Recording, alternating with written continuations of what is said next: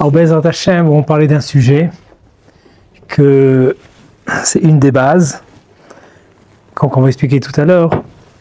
Midat HaChesed, le comportement de Chesed. C'est quoi Chesed? C'est aider le deuxième, être au service, savoir donner, pas tirer, prendre, et là le contraire, donner. Et ça, c'était le niveau de Avraham Avinu, et c'est comme ça que le clan Israël était construit, grâce au Midat HaChesed, à ce comportement de Chesed, de donner, d'aider, d'être là au service du deuxième. Ça transforme l'homme dans une grandeur bien et très grande, et c'est de là qu'il y a eu Avraham Avinu.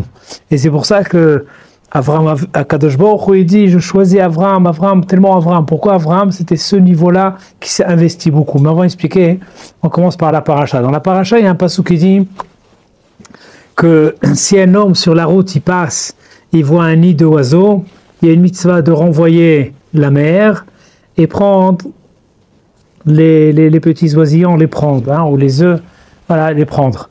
Et sur ça, le passouk qui dit, si tu vas faire cette mitzvah, les manitavla, il va te faire beaucoup du bien. C'est une mitzvah qui est tellement grande. C'est marqué Mefourash qu'un homme il aura une longue vie grâce à cette mitzvah. Or c'est intéressant, qu'est-ce qu'il y a spécial dans cette mitzvah? Bon, il y a beaucoup d'explications, mais qu'est-ce qu'il y a de spécial que cette mitzvah-là nous promet Arichut Yamim, une longue vie? Deuxièmement, le Tov. Alors, il y a un sforno sur la paracha qui explique, je veux dire mot à mot ce qu'il dit, et c'est un petit peu ce qu'on veut parler.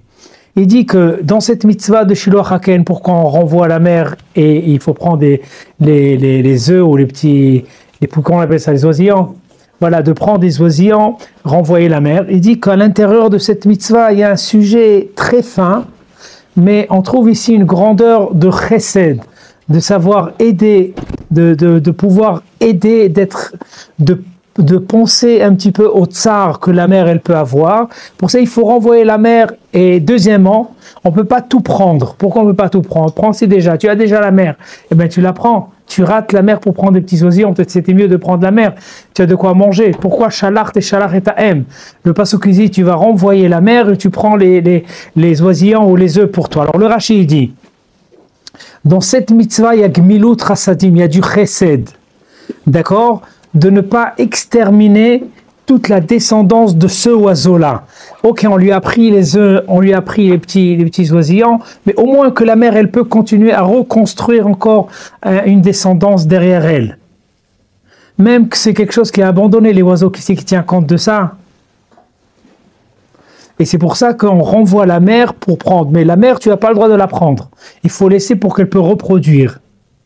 Alors il dit comme ça, il dit même que c'est un tout petit parce que tu prends les petits, tu laisses la mère. Bon, il dit c'est un petit niveau de chesed.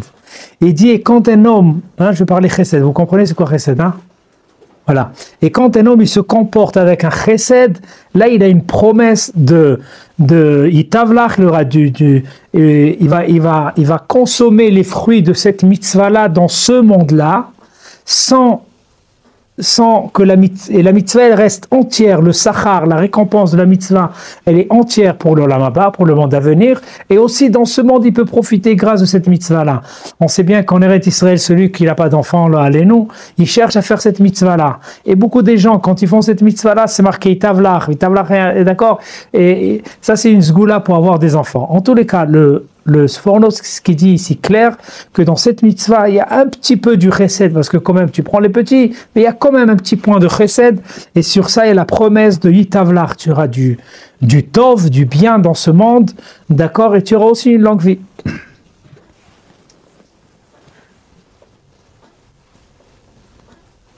Or, ce qui est intéressant, que dans le Midrash c'est marqué, celui qui a accompli cette mitzvah de Shiloh Haken, de renvoyer la mère et prendre les petits-enfants, il dit, on avance le Mashiach avance plus vite. Encore un autre Midrash qui dit, Im kiyam ta mitzvazo, si tu as fait cette mitzvah de renvoyer la mère et tu prends les petits oisillons, c'est vraiment, d'accord, et tu as le mérite de voir Eliyahu Hanavi, tu avances que Eliyahu Hanavi vient plus tôt que ce qui est prévu. Grâce à cette mitzvah de Shiloh Haken, et celui qui n'a pas d'enfant aussi, il y a beaucoup des récompenses dans cette mitzvah, même que c'est un petit chesed. Donc c'est vrai que c'est étonnant de celui qui n'a pas d'enfant, tout d'un coup il va avoir des enfants. Pourquoi? C'est un quart de chesed, c'est la moitié de chesed, c'est pas un chesed entier. Même le Siforno il dit c'est un petit peu de chesed. Et Mashiach qui vient plus vite, tellement des promesses, c'est trop fort. Pourquoi? Qu'est-ce qu'il y a à l'intérieur? Alors là, j'ai pensé que c'est un point qu'il faut le comprendre, parce que c'est vrai quand on se rapproche du clan Israël, si on rentre déjà à l'intérieur, il faut rentrer avec toute la puissance. Avraham Avinu, c'est lui qui a créé le clan Israël. Ça a commencé de lui. Pourquoi ça n'a pas commencé de Noach? Noach aussi, c'est marqué Ish Tzadik Hayab Ederotav. C'est Noach, vous connaissez Noach, hein? Noé, comment on appelle ça? Comment on appelle en arabe? Noé. Alors, Noach, chez Noach, lui aussi il était tzaddik et tout ça, mais à partir de Noach, il y a eu la naissance et la création de tout le monde. Les Goïm, ils viennent de Noach, les Arabes, ils viennent de Noach, tout le monde vient de Noach, aussi on arrive de Noach. Mais il n'y a pas eu encore le peuple d'Israël. Le peuple d'Israël, il a commencé de Abraham. Pourquoi Abraham? Qu'est-ce qu'il a eu de spécial? Plutôt, qu'est-ce que Noach il n'avait pas, qu'Abraham il a fait? Et ça, c'est le point, et ça, c'est un point important. Or, sur ça,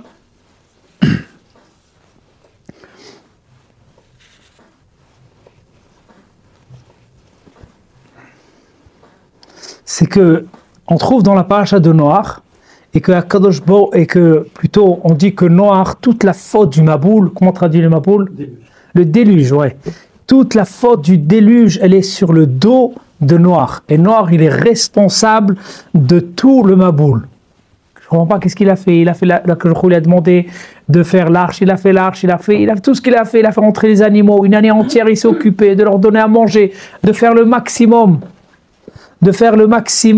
Et on dit que non, le clan Israël, il n'y a pas eu la création du peuple d'Israël de Noach.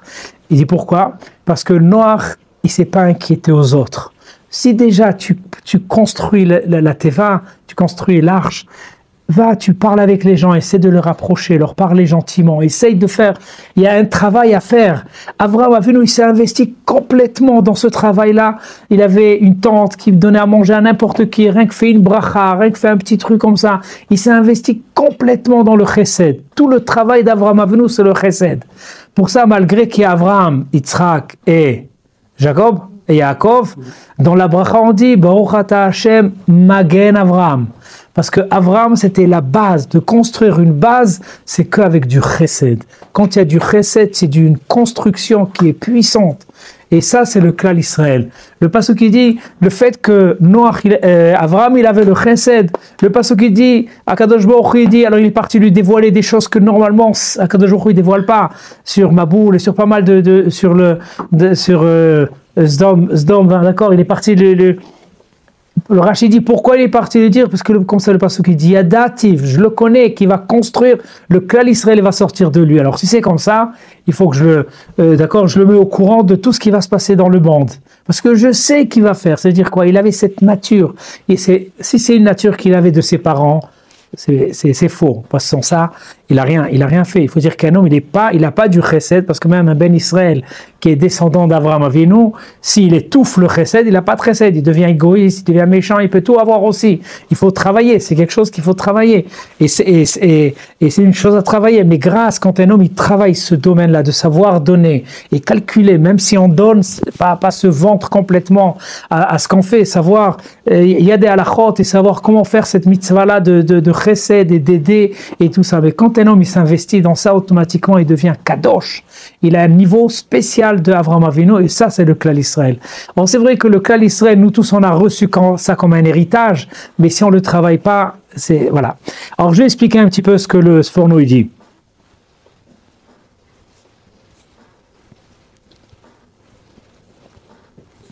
Il dit, Kilo lamdu et doram ladat et Hashem. La faute de Noach, c'est qu'il ne s'est pas inquiété d'expliquer, de rapprocher les gens, de leur donner. Avraham Avinu, lui, il a ouvert sa porte, tout le monde rentre, et quand il rentrait, il leur expliquait ce qu'il fallait expliquer. À la fin, il réussissait que la plupart des gens faisaient Birkat Amazon, ils faisaient une bracha à Kadosh Baruch Hu. C'est comme ça qu'il a fait connaître à Kadosh Baruch Hu dans le monde. Mais Noach, lui, il s'est inquiété. Moi, je suis ici, c'est d'accord. Il a fait tout le chesed avec les animaux, et grâce à ça, il a pu résister dans la Teva, dans l'arche, parce qu'autrement, il n'aurait pas pu résister. Grâce à ça, il a résisté, parce qu'il fait, c'est du chesed avec un animal, mais le chesed le plus grand de savoir expliquer, donner une raison, de savoir expliquer. Si on ne sait pas, alors il faut demander, savoir, et ça, c'est le niveau de chesed.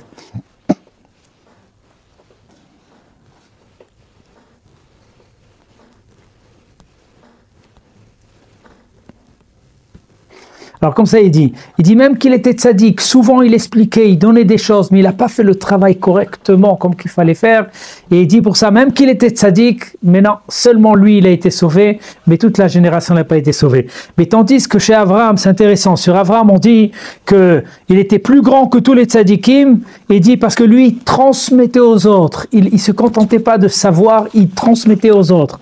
Il y a encore un deuxième on dit, Akadosh Baruch Hu, il dit, je sais qu'il va transmettre tout ce qu'il a à ses enfants. Il dit, Veshamru lasot der mishpat, et je sais qu'ils vont faire le mishpat. Il faut pas oublier qu'Avraham Avinu il avait une yeshiva. Il a fait rentrer là-bas son evet, son esclave, et son esclave, il transmettait la Torah, il donnait la Torah. Et lui, où est-ce qu'il était? Il était à l'extérieur. Qu'est-ce qu'il faisait? Il rapprochait les gens. Et ça, c'était le chesed, savoir transmettre, donner. La Gemara, elle dit que dans Bavel, on sait bien qu'il y a le Talmud Babli. Mais à côté de Bavel, il y a un autre pays qui s'appelle Elam. Hein. Je parle en hébreu. Et de savoir aujourd'hui comment on appelle c'est un petit peu plus compliqué. Mais la Gemara a dit que cette ville-là, ce pays plutôt, c'était des gens qui apprenaient Torah, aucun problème, ils ne transmettaient pas aux autres. Et c'est pour ça que la Torah n'est pas sortie de Daniel. Daniel, c'était un prophète. Daniel, Ishramudot, c'est un prophète, c'était un grand. Et toutes les prophéties qu'il avait, la Gemara a dit non, mais lui, il apprenait, il ne transmettait pas aux autres.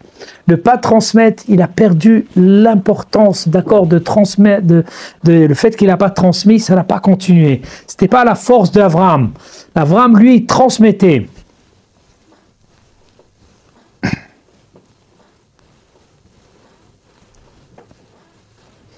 D'une autre part, on trouve qu'avec tout le chesed d'Abraham qu'il avait, ça c'est une chose qu'il faut calculer. C'est vrai qu'on fait du chesed, mais il y a des fois qu'il faut savoir la limite. Jusqu'à où aider, jusqu'à où ne pas aider. Parce qu'avec le chesed, un homme, il peut aller complètement. Je ne vais pas parler à des nations qui ont, oui, un petit peu du chesed, qu'ils ont reçu d'Abraham Avinu un petit peu du chesed, mais ils n'ont pas de limite. Ils peuvent aller dans tous les domaines complètement à l'aveuglette sans savoir où ils vont. Non, il y a une base. Par exemple, Abraham Avinu, lui, il avait une guerre, il devait sauver Lot. Hein? Ok, non, c'est bon. Alors, Abraham Avinu, il devait sauver Lot, oui. Alors lui, tout d'un coup, Lot, il a été capturé, il a été pris par des ennemis, il est parti pour faire une guerre. Alors, quels gens il avait? Il n'avait pas beaucoup de gens, il était lui avec Eliezer, il avait qui? Mais il avait un Beth Midrash, des gens qui apprenaient Torah. Qu'est-ce qu'il a fait? Il a pris les gens qui apprenaient Torah pour aller l'aider. Il est parti, il a fait une guerre, il a réussi, il a fait sortir Lot. Mais Akadosh Baruch Hu, il a reçu le message d'Akadosh Baruch Hu, il lui a dit pourquoi, quand même on voit qu'Abraham a été puni, il y a pas mal de punitions qui sont marquées dans la Torah. Pourquoi il a été puni Abraham? Parce qu'il a fait sortir quelqu'un qui apprend la Torah du Beth Midrash. On ne fait pas sortir, tu étais tout seul, tu étais toi avec Eliezer, avec l'esclave, ben, tu vas tout seul faire la guerre. Akadosh Baruch Hu, vous aussi peut vous aider, vous deux, mais jamais faire sortir quelqu'un qui apprend Torah. Savoir que hein, c'est un petit peu ce qu'on a parlé cette semaine. Je sais pas, il y a eu deux. Non, ils sont pas là. D'accord, on a parlé que Be'ez Hashem, quand on construit le couple avec un mari, aujourd'hui les maris ne peuvent pas tenir s'ils n'ont pas Torah.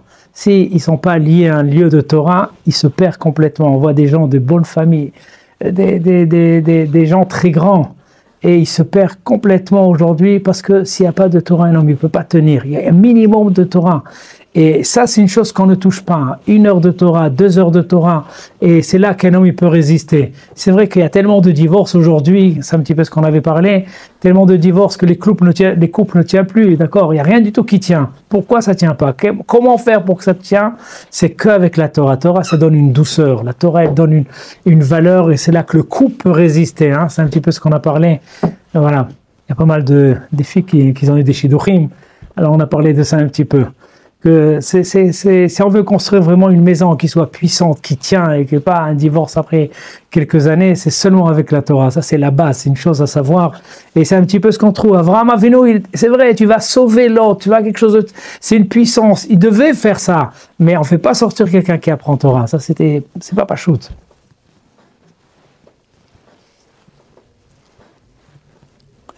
Alors, je vais terminer par une parole du Gaon, intéressante. Le Gaon, il dit comme ça. Il dit que la Mishnah dans Avot, elle dit Al shlosha dvarim haolam omed. Le monde y tient sur 3 choses. Une chose, c'est quoi? C'est Torah. Aujourd'hui, toute la Torah qu'on a, c'est la vraie Torah, bien sûr, Shalom. Mais dans Echa, on dit En Torah. Il n'y a pas de Torah. La Torah, elle n'est pas avec sa puissance, elle n'est pas avec tout ce qu'on peut comprendre. Bien sûr qu'on a une obligation d'apprendre et tout ça, mais il manque beaucoup dans la Torah. Alors le Gaon, il dit, ce que c'est marqué que le monde il tient sur la Torah, il faut l'enlever, parce que le monde il peut plus tenir sur ça. Si on dit que En Torah, c'est plus la vraie Torah qui était dans le temps des Hachamim et tout ça, parce qu'on est en galoute, d'un endroit à l'autre, on a le livre, on a le Rashi, mais il y a beaucoup de choses encore à comprendre. Alors c'est pas le niveau de Torah qu'avec ça on peut dire que le monde y tient. Alors on enlève Torah. C'est clair? Ensuite, le deuxième point, c'est marqué Al Torah, Al, les korbanot. Avoda, c'est les korbanot. Les korbanot, on les a plus aujourd'hui. Même quand on fait la tfila, on fait des choses, c'est pour un petit peu remplacer. C'est comme la Torah, qu'on remplace un petit peu ce qui manque, mais c'est pas ça. Alors déjà, on enlève de base que le monde y tient. Qu'est-ce qui reste? Que notre Hasadim. C'est-à-dire qu'aujourd'hui, il y a une chose qui fait tout tenir, c'est chesed. C'est puissant ça. Parce qu'il ne nous reste plus rien, c'est la seule chose qui nous reste. Ça c'est un gaon, c'est le gras. Et dans un autre endroit encore il amène une Gemara qui dit, je vais vous lire ce qui est marqué. Une fois Rabbi Yochanan ben Zakkai, il est sorti de Yerushalayim, et il y avait Rabbi Yoshua, un grand rave, qui le rencontre, qui lui dit, qui allait derrière lui. Il a vu le Beth Amikdash qui était détruit. Ils sont passés, ils ont vu Yerushalayim de loin, l'endroit du Beth Amikdash qui était détruit. Hein, aujourd'hui, on ne voit plus que c'est détruit, on voit là-bas une mosquée. Mais ça montre la destruction. D'accord? Il a vu que c'était détruit. Il a dit, Oi, ça veut dire misère à nous, il ne nous reste plus de Beth Amikdash. Ils se sont rappelés le tsar du Beth Amikdash. Il a commencé à parler du Beth Amikdash. C'était l'endroit où est-ce qu'on le pardon des fautes, Yom Kippourim. On avait Mechilat Avonot toute l'année, on avait des pardons avec des korbanot et tout ça, il ne nous reste plus rien de tout ça. Alors qu'est-ce qui nous reste aujourd'hui?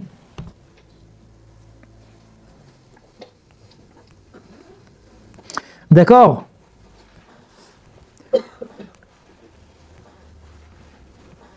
Et alors Rabbi Yochanan ben Zakkai répond à Rabbi Yoshua et lui dit, mais il nous reste une chose qui remplace tout le Beth Amikdash. Et c'est quoi? Gmilut Chasadim. Le chesed. Ça, c'est une mitzvah qui peut rester puissante avec le niveau qui était dans le temps du Beth Amikdash, le temps d'Abraham. C'est le même niveau qui peut rester. Alors, premièrement, du chesed, c'est un mérite. Deuxièmement, le chesed, ça a produit le niveau d'Avraham Avinu, il a été produit par le chesed. Parce qu'il donnait, parce qu'il faisait le chesed avec toute la puissance du chesed, c'est là qu'il y a eu la naissance d'Avraham Avinu. Noach, il n'a pas fait ce chesed, pour ça c'est resté goy, c'est pas resté, d'accord, il n'y a pas le klal Israël qui est sorti. Le klal Israël est sorti d'Avraham Avinu parce que lui, il s'est investi dans le chesed. D'accord? Et quelqu'un qui s'investit dans le chesed, c'est tellement grand que c'est un niveau supérieur. Pour ça, on dit Baruch ata Hashem Magen Avraham. On ne fait pas la bracha ni sur Yaakov. Yaakov, c'était la Torah. Toute la Torah, elle vient de Yaakov. Yitzhak, c'est tout le sujet du din. C'est un petit peu tout le Yom Kippourim, de se sauver d'un din et tout ça. C'est une puissance de Yitzhak. Mais tout ça, c'est venu après qu'il y a eu Avraham qui a mis les premiers germes.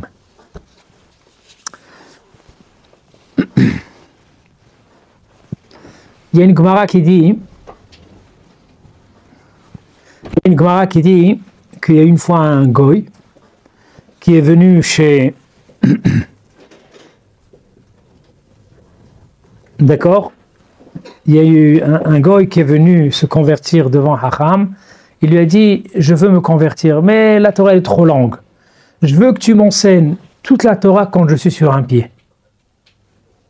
Je veux pas vous parler des choses. Il saisit pas, c'est trop compliqué ces trucs-là. Donne-moi un truc avec ça toute la Torah, une chose que plutôt que toute la Torah elle se trouve à l'intérieur. Donne-moi une règle et comme ça je peux aller après ça doucement, je peux avancer. Et voilà. Il lui a dit, je vais vous dire le langage qu'il a dit. Il lui a dit, quand je suis al regel echad, je me mets sur un pied. Combien de temps on peut rester sur un pied? C'est pas beaucoup de temps. Hein?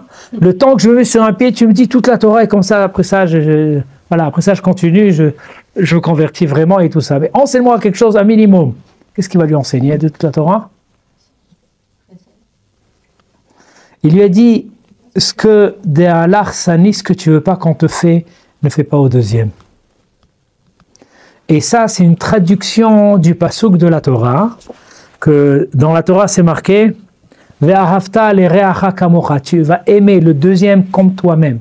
C'est un petit peu toute la base du chesed, d'aimer le prochain comme toi-même. Ce que tu veux pas qu'on te fait, ne fais pas aux autres. Ce que tu veux pas, d'accord, ce que tu es content d'avoir, tu peux donner au deuxième, tu peux donner. Et ça, et voilà, avec ça, c'est la base. Pourquoi c'est la base de la Torah? C'est bizarre. La Torah, il y a 613 mitzvot, il n'y a pas seulement ça. On voit que, d'accord, c'était devant Shammai. Non, il est venu devant Hillel.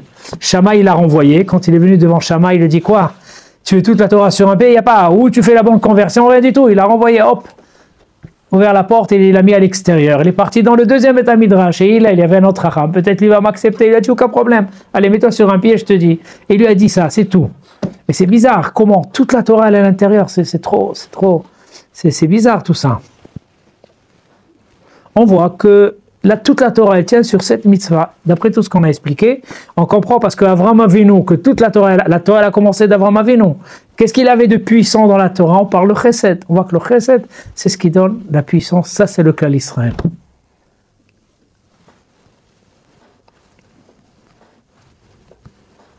Or, c'est vrai qu'il n'a pas voulu se moquer, il était sérieux.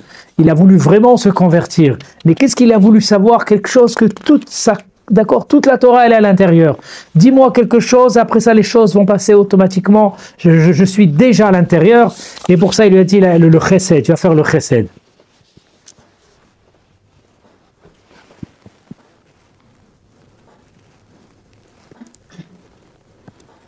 Le Maharsha, il dit que quand il lui a dit, je vais être sur un pied et tu me donnes, il a voulu une règle qui peut l'aider à comprendre le sujet les plus durs.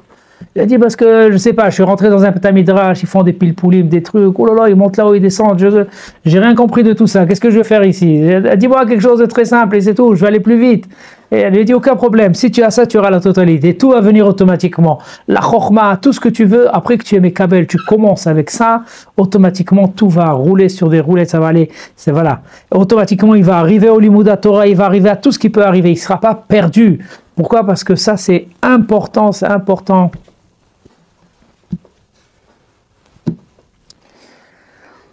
Peut-être je vais en parler un petit peu de Rosh Hashanah.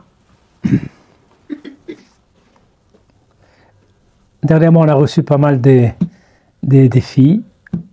Et quand on se met à chercher un petit peu dans les racines, on sait bien que les Allemands, au moment de la guerre, les petits-enfants, ils les ont laissés vivants, ils les ont pris. Et souvent, on retrouve des enfants qui sont sûrs qu'ils sont goy. Tout d'un coup, ils découvrent qu'ils sont complètement juifs. Alors, dans une conversion, normalement, c'est basé de 2 points. Et un point, ce qu'on vient de dire, souvent, c'était perdu. Il y a des fois des familles juives qui sont complètement perdues. Et quand on entend les détails, d'accord, pas mal de détails, on voit que c'était vraiment des bons juifs qui ont été perdus. Il y a un qui est venu depuis l'Espagne, ça fait longtemps, 500 ans. Quand il nous a raconté un petit peu pas mal de choses, on a vu que tous les chumrot du Harizal, ils avaient déjà des petits détails, des trucs. Tu ne veux pas dire que c'est un goy, bon, on n'est pas sûr parce qu'avec toute l'histoire, peut-être ça a été perdu, mais voilà, c'est ça. Et deuxièmement, même si vraiment on est goy de racines et tout ça, le fait qu'il y ait un réveil, une envie de se convertir, il faut comprendre que c'est exactement comme route. C'est marqué que pourquoi le klal Israël il est en galoute, pour que tous ceux qui veulent se convertir, il peut se convertir. Mais c'est quoi le sens de se convertir? Il ne faut pas oublier que Amalek, Esav, toute la grande famille de Esav, c'est plusieurs nations qui ont été construites. On attend qu'ils se convertissent, qu'ils viennent des bons juifs, parce que Esav était un bon juif. Mais c'est vrai que les femmes sont des goyotes et tout ça, mais la puissance, elle se trouve en eux. Et c'est pour ça qu'il y a beaucoup de Esav, surtout, il y a plein qui se convertissent. Dans la Gemara, on trouve des hachamim, des très grands hachamim. Rabbi Akiva, c'était un converti. Et toute la Torah est sortie de lui. Et Rabbi Meir aussi. Et puis, d'accord, des très grands, ils sont sortis. Mais d'où ils viennent ceux-là? La racine à eux, c'est de Esav. Mais le fait que Esav, il n'a pas su se comporter, il n'a pas fait, il n'a pas truc. Voilà, c'est marqué que c'est intéressant ça. Que Eliphaz, il dit à Esav, il dit, regarde, viens, on arrête de discuter. Une chose, tu dois savoir, que ce monde-là, c'est un monde passager. Et il y a le Olam Haba. Mais pour mériter le Olam Haba, tu dois bien t'arranger avec les Juifs. C'est tout. Tu as une chose, pas plus que ça. Il a dit, tu t'arranges avec eux bien, tu respectes et tout ça, tu t'arranges.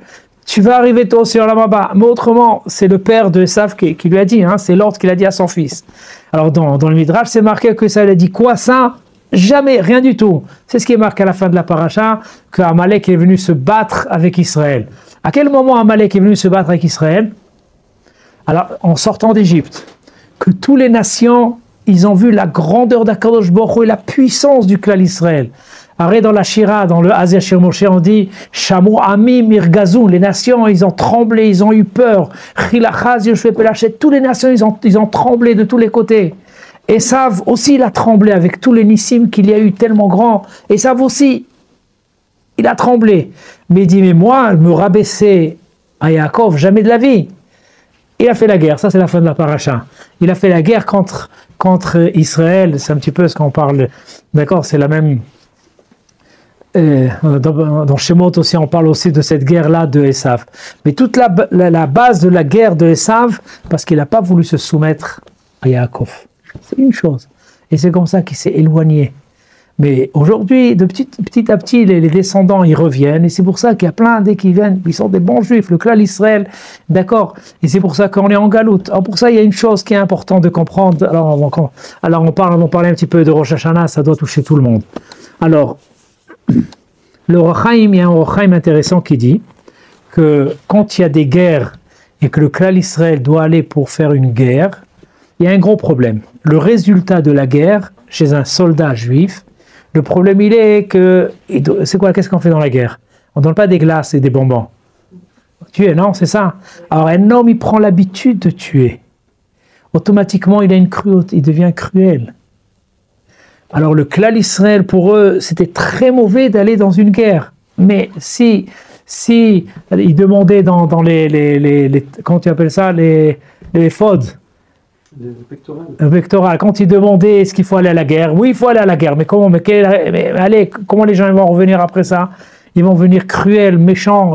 C'est un petit peu c'est le résultat de la guerre qui vont sortir. Alors pour ça, le pasuk qui dit non. Venatan lecha rachamim verichamcha. Akadosh Baruch Hu, il va te faire rentrer beaucoup de rachmanout. Quand tu vas revenir de la guerre, tout d'un coup, tu auras pitié de tout le monde, tu voudras aider tout le monde. Tu seras complètement. C'est une promesse qu'Akadosh Baruch Hu, il promet aux soldats et à tout le clan Israël que quand ils vont aller, malgré qu'ils vont aller, ça va créer en eux quelque chose de mauvais. Pour ça, non, plein de rachamim. Venatan lecha rachamim verichamcha. Je vais vous donner beaucoup de rachamim.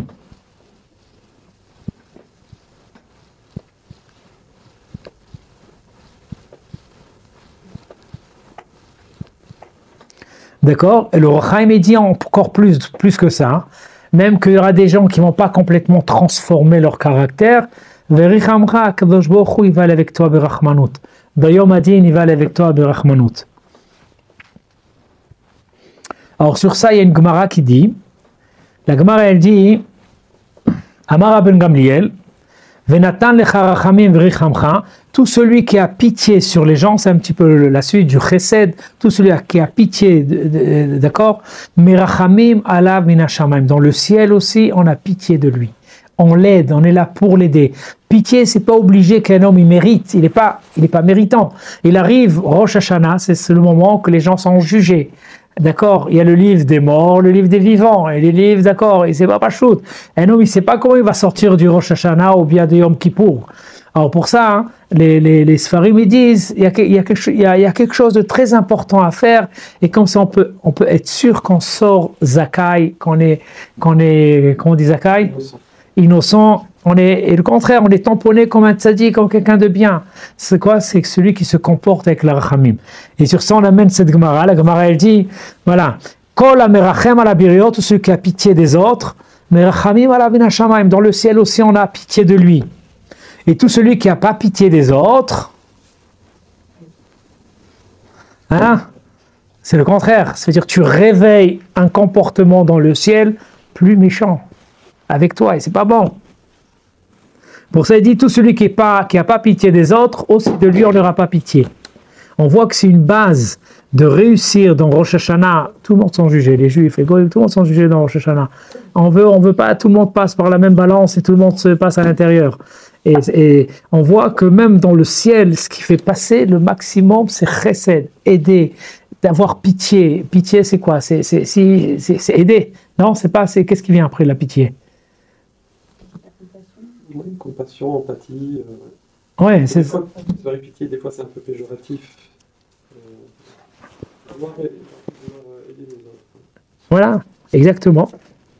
Ça veut dire que, et pour ça les Sfarim ils amènent que c'est une sgoula, c'est quelque chose, une possibilité de s'investir bien avant Rosh Hashanah, et ça peut nous donner une puissance de réussir. Pareil, quand on parle de réussir, c'est avoir le maximum possible du ciel.